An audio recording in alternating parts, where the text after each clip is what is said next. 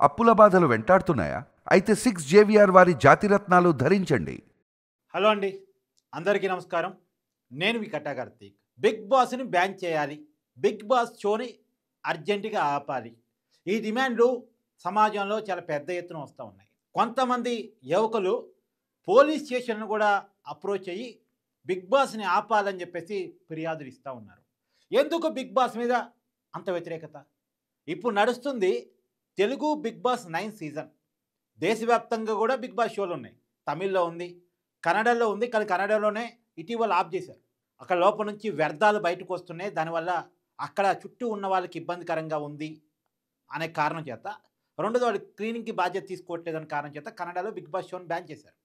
నిజానికి పైకి చెప్తున్న కారణం ఇదైనప్పటికీ కూడా సమాజంలో వస్తున్న కొంత వ్యతిరేకత కారణంగా అక్కడ ప్రభుత్వానికి ఇబ్బందిగా అనిపించే దాన్ని బ్యాన్ చేశారనేటువంటి చర్చ కూడా ఉంది. కానీ హిందీలో బిగ్ బాస్ ఉంది, ఇలా మలయాళంలో, అలా రకరకాల భాషల్లో బిగ్ బాస్ ఉంది. అలాగే తెలుగులో కూడా బిగ్ బాస్ షో నడుస్తూ ఉంది. గతంలో జూనియర్ ఎన్టీఆర్ హోస్ట్ చేశారు, తర్వాత నాని హోస్ట్ చేశారు, ప్రజెంటు అక్కినేని నాగార్జున హోస్ట్ చేస్తూ ఉన్నారు. అయితే బిగ్ బాస్ మీద మొదట్లో బాగా క్రేజ్ ఉండేది, కానీ ఇప్పుడు నానాటికి విమర్శలు పెరిగిపోతూ ఉన్నాయి. లేటెస్ట్గా బిగ్ బాస్ హౌస్లోకి కొంతమంది ఎంట్రీ ఇచ్చారు. ఆ ఎంట్రీ ఇచ్చిన వాళ్ళలో ఒక ఇద్దరు పేర్లు బాగా ట్రోల్ గురవుతూ ఉన్నాయి. ఒకళ్ళు రమ్య మోక్ష, ఇంకొకళ్ళు దివ్యాల మాధురి. అసలు ఇలాంటి వాళ్ళని మీరు షోలోకి ఎలా చేస్తారు? ఇది ప్రధానంగా చాలామంది నుంచి వస్తున్న క్వశ్చన్. ఎందుకు వీళ్ళ పట్ల అభ్యంతరం ఏంటి అంటే, ఇప్పుడు దివ్యాల మాధురి ఉందండి, ఆమె ఎలా ఫేమస్ అయ్యారు? సమాజానికి సర్వీస్ చేసి ఫేమస్ అయ్యారా?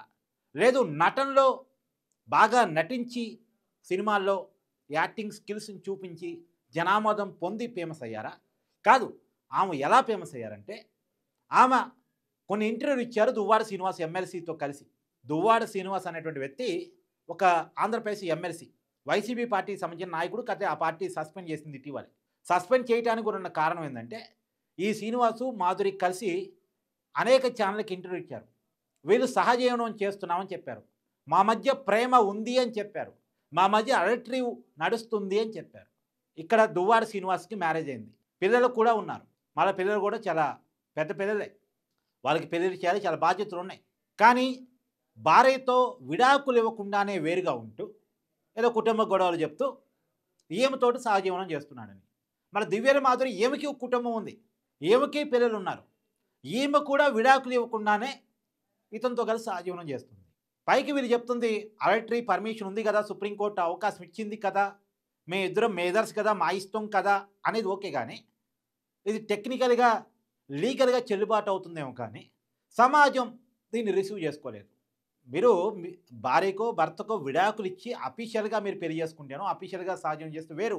కానీ విడాకులు లేకుండా ఆయన భార్యను వదిలేసి ఈమె భర్తను వదిలేసి వీళ్ళు ఇష్టం వచ్చినట్టు చట్టాపట్టాలు వేసుకొని తిరిగి మా ఇష్టం కదా అంటే ఇది కరెక్టా అనేటువంటిది సమాజం నుంచి వచ్చే క్వశ్చన్. ఈ విషయంలో కొంత నెగిటివ్ ట్రోల్కి గురయ్యారు దివ్యాల మాధురి. ఆ నెగిటివ్ ట్రోల్లో భాగంగా సమాజంలో పెద్ద ఎత్తున ఈమె పేరు తెలిసిపోయింది. మరి ఇలాంటి వ్యక్తిని బిగ్ బాస్ కింద ఎలా అలౌ చేశారు? ఈమెకున్నటువంటి క్వాలిఫికేషన్స్ ఏంటి? ఈమెను ఎందుకు బిగ్ బాస్లోకి అలౌ చేయాల్సి వచ్చింది? అసలు బిగ్ బాస్లోకి ఎంట్రీ కావాలంటే ఉండాల్సిన క్వాలిఫికేషన్స్ ఏంటి? నెగిటివో పాజిటివో సంబంధం లేకుండా ట్రోల్స్ గురి కావాలి, సమాజంలో ఫేమ్ సంపాదించుకోవాలి, అంతేనా అని చాలామంది అడుగుతున్నారు. రేపొద్దున ఒక మహిళ 10 మంది పెళ్లి చేసుకొని అట్లా మోసం చేసి ఫేమస్ అయిందనుకోండి, ఆమెను కూడా బిగ్ బాస్ హౌస్లోకి అలౌ చేస్తారా? లేదు, ఒక వ్యక్తి 10 మంది అమ్మాయిలని వాడుకొని వదిలేసి సమాజంలో ఒక నెగిటివ్ ట్రోల్ గురయ్యాడనుకోండి, అలాంటి వ్యక్తిని కూడా బిగ్ బాస్లోకి అలౌ చేస్తారా?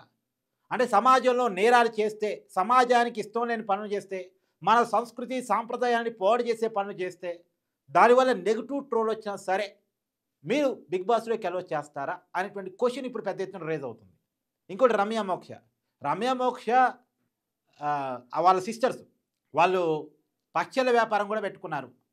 వాళ్ళ సొంత ఇమేజ్ని సంపాదించుకున్నారు ఇన్స్టాగ్రామ్ ద్వారా, రీల్స్ ద్వారా, వీడియోస్ ద్వారా, యూట్యూబ్ ద్వారా, సోషల్ మీడియా ద్వారా తమకంటూ ఒక పాపులారిటీని సంపాదించుకున్నారు. అంతవరకు ఓకే. కానీ వాళ్ళు చాలా కష్టపడి పాపులారిటీని సంపాదించుకున్నప్పుడు, పచ్చళ్ళ వ్యాపారం పెట్టినప్పుడు వాళ్ళని ఎవరు గుర్తించలే. కానీ ఈ రమ్య మోక్ష ఒక కస్టమర్ని బూతులు తిట్టింది. పచ్చళ్ళ కోసం వీళ్ళు వాట్సాప్ నెంబర్ ఒకటి పెట్టారు ప్రమోషన్ కోసం, అంటే మార్కెటింగ్ కోసం.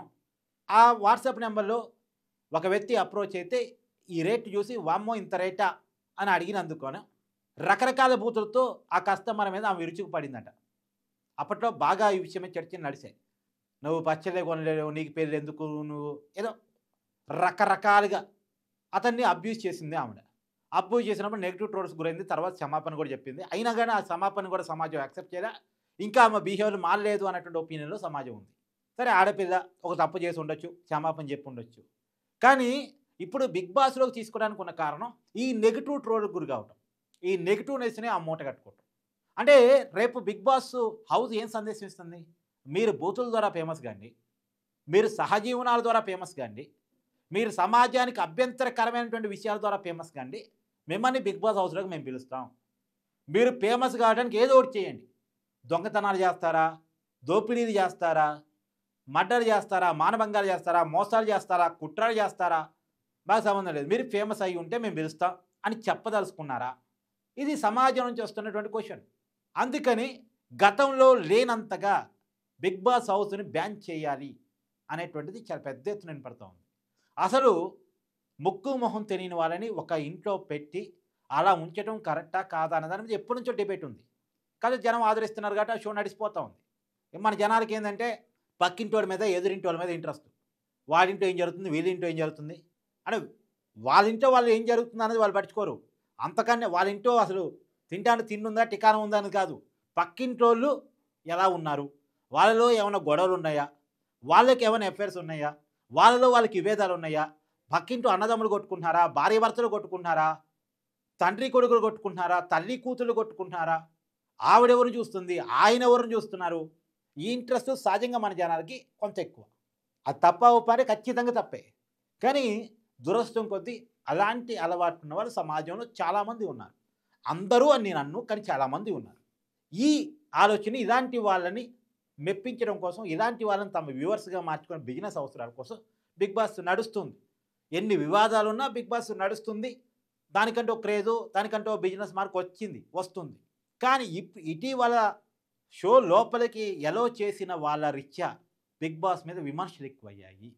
అసలు ఈ బిగ్ బాసే వద్దు, కుటుంబం కలిసి కూర్చొని చూడలేని పరిస్థితిలో షో ఉంది అన్నది ఒక వాదన. ఆ షోలోకి ఎవరు పోతున్నారు, ఎలా పోతున్నారు, ఎందుకు పోతున్నారు అనేటువంటిది ఇంకొక వాదన. కాబట్టి బిగ్ బాస్ నిర్వాహకులు కూడా అఖిల్ నాగార్జున గారు ఒక విషయం ఆలోచించుకోవాలి. ఆయన సమాజంలో చాలా రెస్పెక్టబుల్ పర్సన్. సినిమాల్లో కొన్ని దశాబ్దాలుగా తనకంటే ఒక మార్కును సంపాదించుకున్నారు. వాళ్ళ నాన్న అక్కినేని నాగేశ్వరరావు గారు కూడా సినిమాల్లో ఒక మార్కును సంపాదించి పెట్టుకున్నారు. తెలుగు సినిమాలో పెద్ద హీరోలు ఒక టైంలో ఎవరు అంటే ఎన్టీఆర్, తర్వాత ఏఎన్ఆర్, అక్కినేని నాగేశ్వరరావు గారు. తర్వాత కాలంలో నలుగురు హీరోలు, పెద్ద హీరోలు అంటే చిరంజీవి గారు, బాలకృష్ణ గారు, నాగార్జున గారు, వెంకటేష్ గారు. అనే ఒక 2 తరాల్లో వీళ్ళకంటే ఒక మార్పు ఉంది. సరే, నాగ చైతన్య గారు నెక్స్ట్ తరం కూడా అఖిల్ హీరోగా ఉన్నారు, నాగ చైతన్య హీరోగా ఉన్నారు. ఇంత పెద్ద కుటుంబంలో ఉండి, సమాజంతో సంబంధాలు ఉండి, సమాజానికి ఒక మంచి రిలేషన్ మెయింటైన్ చేయాల్సి ఉండి, ఈ రకంగా వ్యవహరించటం మీద, ఇలాంటి షోని హోస్ట్ చేయటం మీద రకరకాల విమర్శలు ఉన్నాయి. మరి నాగార్జున గారు ఆలోచించుకోవాలి. అసలు బిగ్ బాస్ నిర్వహణ మీద రివ్యూ జరగాలి, ఖచ్చితంగా రివ్యూ జరగాలి. మరి జనం యాక్సెప్ట్ చేస్తున్నారు, జనం ఖచ్చితంగా యాక్సెప్ట్ చేస్తారు. బూత్ షోలను యాక్సెప్ట్ చేస్తారు, అలర్ట్ని యాక్సెప్ట్ చేస్తారు, XXX.com కూడా యాక్సెప్ట్ చేస్తారు. మరి ఓపెన్ చేద్దామా, ఎలో చేద్దామా? కాదు. కొన్నిటికి కొన్ని కొలబద్దత ఉండాలి, సెన్సార్ ఉండాలి. సమాజం యాక్సెప్ట్ చేస్తున్నారు కదా అని రోడ్డు మీద బట్టలిప్పుకొని తిరుగుతా అంటే అట్ట జనం తప్పట్లు కొట్టవచ్చు, చూడొచ్చు, ఎంజాయ్ చేయొచ్చు, బట్టలిప్పుకొని తిరుగుతాను. కానీ అట్లా కాదుగా. మంచి చెడు విచక్షణ అనేది ఒకటి ఉంటుందిగా, పద్ధతి పాడు అనేది ఒకటి ఉంటుందిగా, సంస్కృతి సంప్రదాయం అనేది ఒకటి ఉంటుందిగా. మన దేశానికి మంచి చేయకపోయినా పర్లేదు, మన సంస్కృతికి మంచి చేయకపోయినా పర్లేదు, మన సాంప్రదాయానికి మంచి చేయకపోయినా పర్లేదు, కానీ చెడు చేసి వాటిని పాడు చేసే విధంగా మాత్రం మనం ఉండకూడదు. కాబట్టి బిగ్ బాస్ నిర్వాహకులు కొన్ని ఆలోచించాలి, ఆ మీడియా సంస్థ వాళ్ళు కూడా కొంత ఆలోచన చేయాలి అనేటువంటిది సమాజం నుంచి ప్రధానంగా వస్తున్న డిమాండ్.